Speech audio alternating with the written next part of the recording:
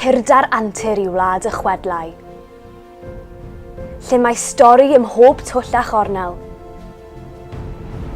Tyrd I archwilio, ymlacio, bwyta ag yfed y ffordd o amgylch y lleoliadau, sydd wedi ysbrydoli rai o hoff awduron Cymru.